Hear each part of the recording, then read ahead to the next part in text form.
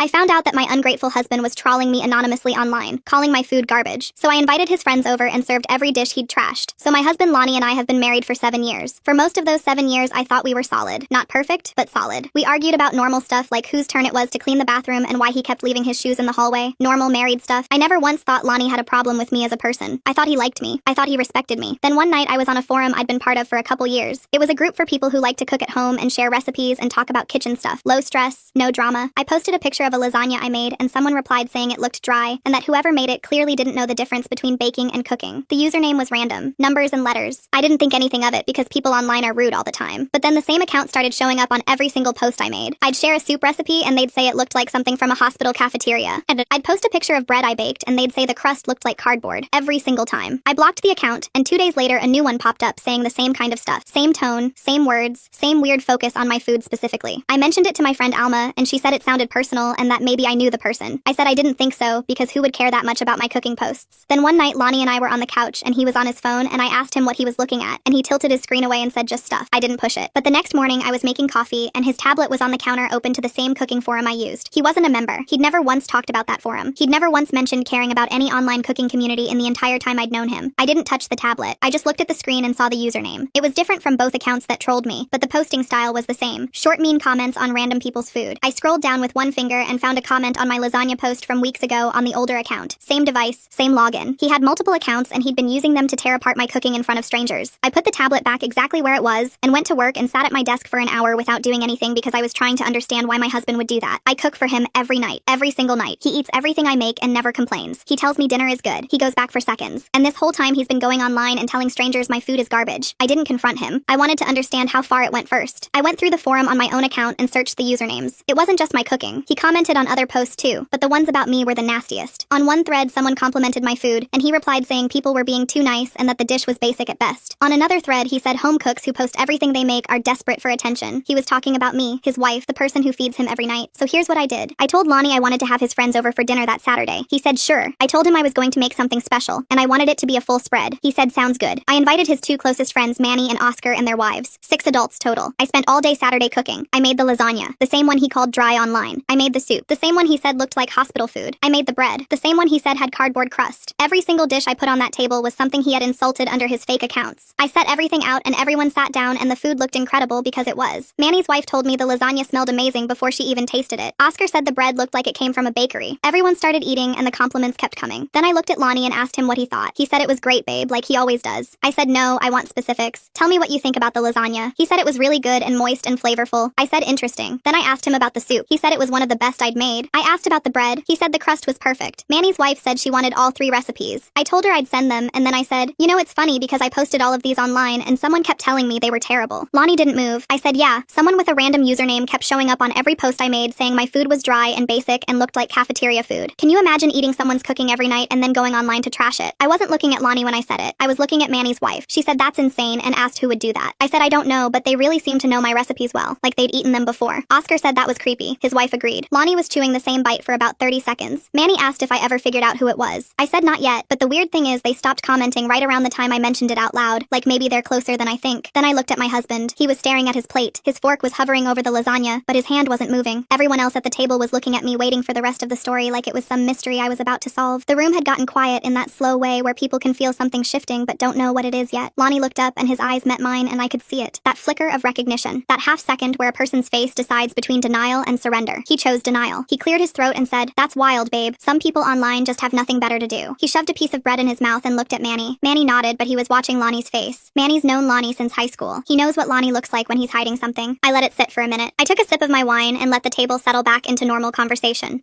Oscar started talking about a fishing trip he was planning. Manny's wife asked me about the soup seasoning. Lonnie relaxed slightly. His shoulders dropped about half an inch. He thought it was over. Then I said, oh, I almost forgot. I pulled out my phone and opened the forum. I'd screenshotted everything. Every comment. Every username. Every date. I'd organized them in a folder called recipes, which I thought was fitting. I held up my phone and said the funniest part is that the person trolling me used 3 different accounts, but they all had the same writing style. Same short sentences. Same word choices. They always said basic. They always said dry. They always called homemade bread cardboard. And they all logged in from the same device. Lonnie's fork hit his plate. It was a small sound, but in that room it was loud. Manny's wife looked at Lonnie and then at me. Oscar stopped talking about fishing. His wife put her hand over her mouth. I said I'm not going to name names. I just think it's interesting that someone in this house had 3 accounts on a cooking forum they'd never mentioned. And every single one of those accounts had something cruel to say say about food that's sitting on this table right now? Food that everyone at this table seems to be enjoying. I let that sentence land. I watched it move around the room like a wave. Manny's wife was the first to look at Lonnie, then Oscar, then Oscar's wife, then Manny. Everyone figured it out at the same time without me saying his name. It was like watching 4 people solve the same equation at different speeds, but all arriving at the same answer within the same 5 seconds. Lonnie pushed his chair back. He said, "Can I talk to you in the other room?" I said no. He said, "This isn't the time for this." I said, "You had months to pick a time. You could have told me to my face that you didn't like my cooking. You could have said, hey, the lasagna was a little dry, or the bread could use more time in the oven. You could have walked into the room where I was standing at the stove every night for 7 years and said something honest to my face. Instead, you made fake accounts and went after me in front of strangers and let me sit here every night thinking you actually liked what I made. You let me believe that." Manny's wife set her fork down. She said, "Lonnie, is she talking about you?" Lonnie didn't answer. His jaw was tight and his eyes were locked on the table. Oscar said, "Hold on. You were the one trolling her." Lonnie said it wasn't like that. I said, "What was it like then?" He said I was just messing around. It wasn't serious. I said, "You left a comment telling someone who complimented my cooking that they were being too nice and the dish was basic at best. That's not messing around. That's going out of your way to make sure no one said anything good about me." Manny leaned back in his chair and looked at Lonnie with an expression I'd never seen on his face before. It wasn't anger exactly. It was something closer to confusion.